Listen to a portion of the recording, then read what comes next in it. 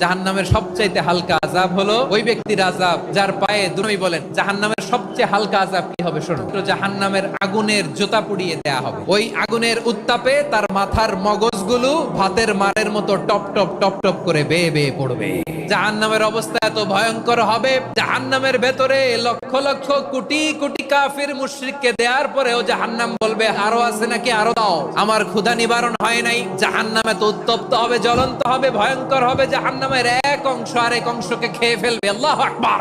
ফেরেশতারাও টালমাটাল হয়ে যাবে। জাহান্নামের রক্ষী ফেরেশতারা কি করবে তারা নিজেরাও বুঝতে পারবে না। কোটি কোটি মুশরিক কাফিরদেরকে জাহান্নামে নিক্ষেপ করার পরেও জাহান্নাম ঠান্ডা হবে না, শান্ত হবে না, বলবে হাল মিন মাজিদ, আরো আছে নাকি, আরো দাও।